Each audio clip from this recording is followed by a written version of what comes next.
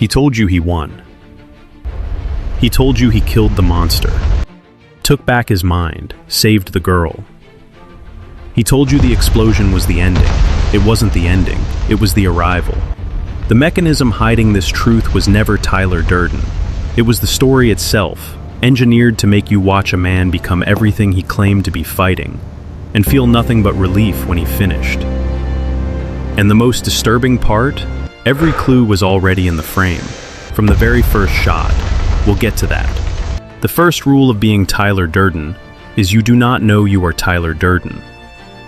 Here is what Fight Club was actually built to make you ignore. The ending is not a recovery, it is a completion. And the evidence was hiding in every single scene you already watched. Let's go back to the beginning. The liberation illusion. There is a man. He lives in a beautiful apartment. He knows the thread count of his duvet, the exact model number of his coffee table, the name of every piece of furniture in every room.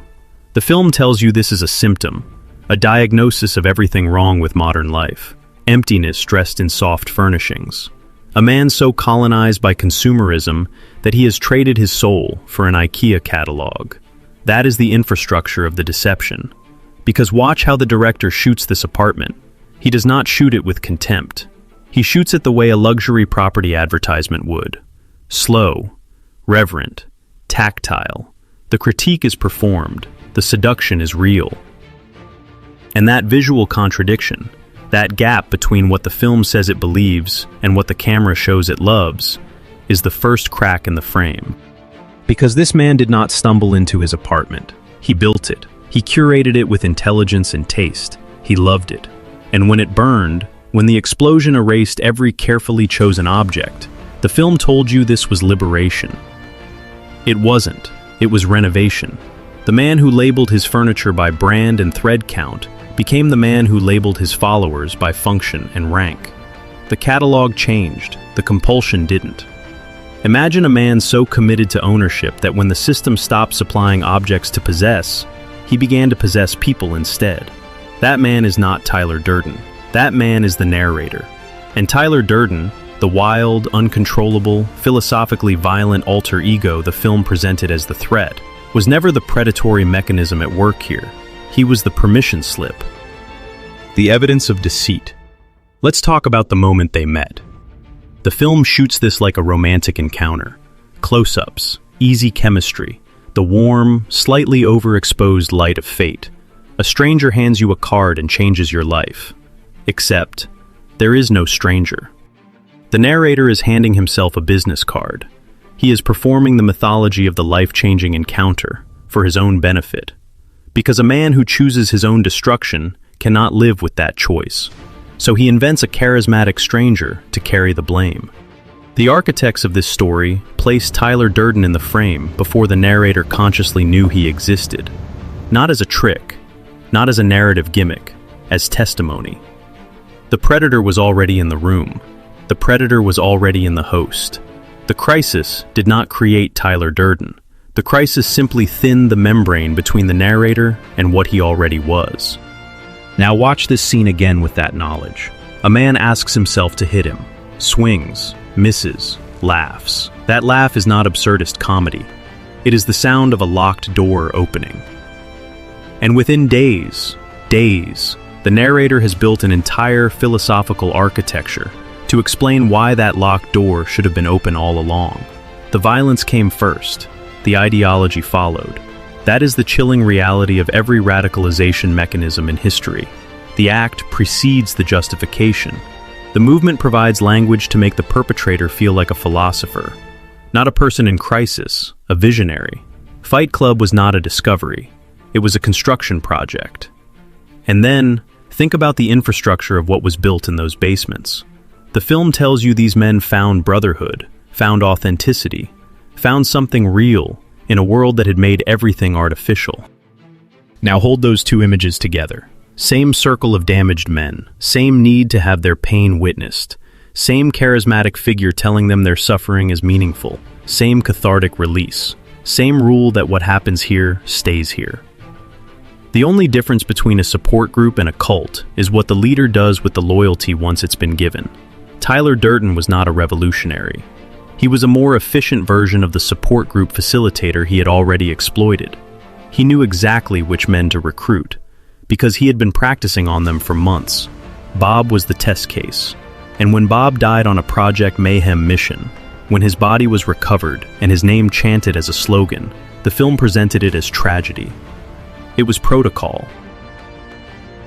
The breaking point. There is one shot in this film that the story never returned to, one moment where the suppressed reality pressed so hard against the surface that the frame could barely contain it. He set the phone down. She was still talking. He walked away. This is the film's most precise moral image, and it is the one that almost no one remembers by the third act, because the story needed you to forget it. The volatile truth hiding in this frame is this. The narrator did not struggle to see Marla as a person. He was constitutionally incapable of it in that moment, because Tyler, the part of him that did see Marla, had not yet been given full control. Tyler pursued her, Tyler desired her, Tyler called her back. And the film asked you to read this as the dangerous alter ego dragging the innocent narrator into a sexual entanglement. But hold that frame against what Marla actually does throughout this film. She calls him during a suicide attempt. She watches Project Mayhem with open, clear-eyed suspicion. She tells the narrator things about himself that Tyler has never said. She is the only person in the narrative who consistently, persistently, refuses to be recruited. She is the most psychologically coherent person in this story. And the film calls this damage. Think about the implications of that framing. The woman who saw through the mechanism. The woman who survived proximity to the most dangerous man in the narrative. The woman who was nearly killed by Project Mayhem's operatives, the organization her partner built. She is framed as the love interest. Her survival is not resilience. It is what is left after everything else has been taken. And then, the breaking point.